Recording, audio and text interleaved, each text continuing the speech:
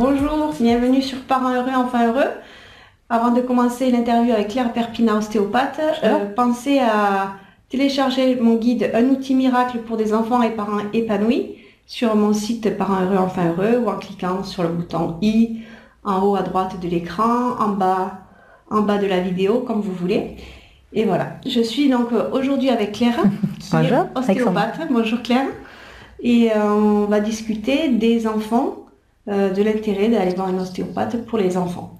Donc, on sait maintenant que c'est intéressant. Voilà, c'est ça. On vient de faire une autre vidéo sur les femmes enceintes et les nourrissons. On sait que c'est intéressant de venir consulter à la naissance. Et donc, moi, je l'avais fait pour mes enfants. Et maintenant, en grandissant, je m'aperçois enfin que c'est aussi important de venir quand ils grandissent à cause des chutes. Exactement. Les dents qui tombent et tout ça, enfin plein de choses. Voilà. Donc, est-ce que tu peux nous redire, s'il te plaît? Bien sûr. Alors, on va considérer déjà les enfants, on va dire, au-delà de la marche. Donc, après les avoir suivis fréquemment après la marche, on va les suivre pour différentes raisons. Alors c'est vrai que quand ils sont dans la petite enfance, on va dire de 1 à 5 ans, on va les suivre surtout, on va dire 2 fois par an pour faire un bilan par exemple, et puis entre-temps s'il y a des chutes importantes. C'est fréquent, les chutes dans les escaliers, les chutes qu'il peut y avoir à vélo, etc. Donc ça c'est intéressant de pouvoir voir les enfants parce qu'il y a des contraintes par rapport au choc qui se sont imprégnés dans le corps et qu'il ne faut pas laisser, puisque même à l'âge adulte, après on peut les retrouver. Donc ça c'est une première étape. Et puis après, les enfants, on a les dents qui tombent. Parce que aussi les chutes, il y a plein de chutes, on a l'impression qu'ils passent inaperçus. Exactement. En tant que parent, il y a plein de chutes, effectivement. Mais il s'est relevé, c'est ça. Il remarche et du coup on oublie, mais finalement il y a quand même des empreintes Exactement. dans le corps. Et c'est parce que souvent les enfants ont une capacité, parfois contrairement aux adultes, quand ils tombent, à avoir cette capacité à ce que le corps finalement se déverrouille, entre guillemets, tout seul. Donc les enfants en 48 heures, finalement, souvent, ils se plaignent plus de grand chose. Voilà. Mais pour autant, le corps s'en souvient et c'est intéressant pour nous et surtout pour l'enfant de pouvoir les voir le plus rapidement possible. Voilà. Et après, plus ils grandissent, les enfants, et plus on peut avoir des contraintes, effectivement, au niveau du système dentaire. Donc, parce qu'il y en a qui sucent le pouce, il y en a qui prennent la tétine. Donc, effectivement, au niveau du palais, au niveau de la dentition, on remarque qu'il y a des tensions, des dents qui sont un petit peu positionnées en quinconce, des dents qui ont du mal à tomber parce que la mâchoire est trop petite. Donc ça, c'est des choses sur lesquelles on va retravailler. Et c'est intéressant de le faire finalement dès que l'enfant approche les 5-6 ans par là. Voilà. Vous allez essayer aussi de libérer de la place.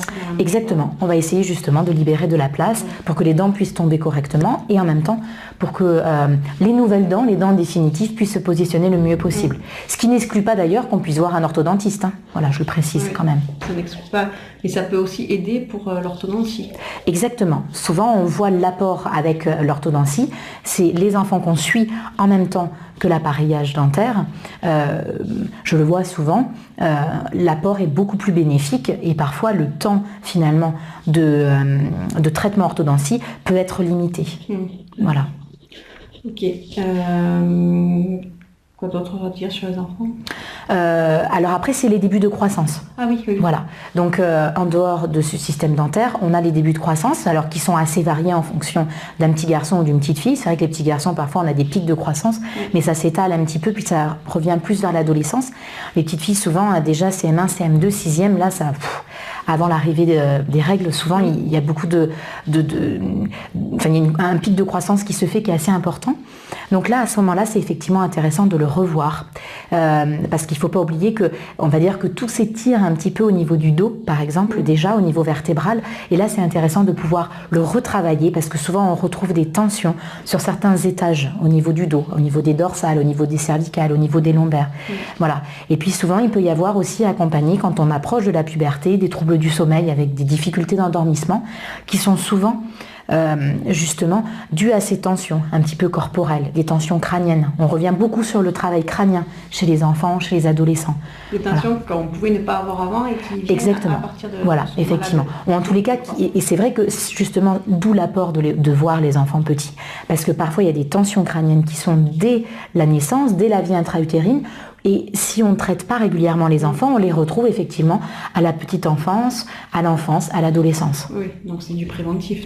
Voilà, exactement. L'ostéopathie, de toute façon, dans la logique, c'est du préventif, à part effectivement sur ces moments où on peut avoir des douleurs particulières, des chutes, etc., comme on a pu le dire, où là, il faut consulter, on va dire, ponctuellement. Oui. Voilà. À l'adolescence, je suppose que c'est pareil que exactement. la croissance. Voilà, l'adolescence, on le voit aussi chez les enfants parfois, ou même chez l'enfance. Donc on parlait des troubles d'endormissement ou des troubles du sommeil, mais on a aussi les troubles de la concentration. Donc voilà, tout ça, l'ostéopathe peut y travailler, la concentration, l'apprentissage de façon globale avec cette capacité ou pas à rester un petit peu en concentration. C'est ce qu'on demande beaucoup aux enfants actuellement, donc voilà, on peut essayer de les aider. Alors il y a d'autres méthodes, mais l'ostéopathie peut aider. Oui. Donc une séance d'ostéopathie, c'est à peu près 1 heure. Pareil, voilà, pour les enfants. C'est pas remboursé par la sécurité sociale, mais ça peut l'être par certaines mutuelles. Exactement, beaucoup de mutuelles maintenant prennent en charge, donc n'oubliez pas voilà, les facturations. Mutuelle, combien de séances ils prennent en charge et s'ils prennent exactement. en charge. Et puis après, voilà, pour vous consulter, c'est sur les pages jaunes, bouche à oreille. Voilà, souvent c'est pareil. Alors c'est vrai que pour les enfants... Toi, par exemple, toi tu es à Rodez. Oui. Voilà, Claire Perpina à Rodez. Voilà. Mais après, pour les autres, c'est... Alors, il y a des sites sur lesquels on peut éventuellement trouver. Par exemple, pour les enfants ou pour les bébés, il y a un site internet qui s'appelle Ostéobébé. En fait, c'est une formation sur lesquelles on peut retrouver, du coup, en fonction de vos régions, des ostéopathes qui sont formés pour les petits. Il y a d'autres formations, hein. Voilà, là c'est un site référencé. Après on a des associations professionnelles qui vous permettent aussi de savoir qu'en fait les ostéopathes sont bien formés à 5 années d'études, donc voilà, des critères particuliers. Et après de toute façon ce qui marche le mieux c'est le bouche à oreille, surtout pour les enfants, surtout pour les nourrissons, les femmes enceintes, c'est vraiment voilà, votre médecin de famille parfois, votre sage-femme pour les mamans. C'est ce qui va vous permettre souvent de retrouver voilà, un ostéopathe qui va correspondre à ces pratiques. Je mettrai les liens sur le site et tu me donneras les liens. Oui, pas de problème, on mettra les liens. Effectivement. Ouais. Ok. Je te remercie Claire. Merci Alexandra. Merci. Bonne journée et n'hésitez pas à vous abonner sur la chaîne Parents heureux, enfants heureux, à cliquer sur j'aime et à partager. Au revoir. Au revoir.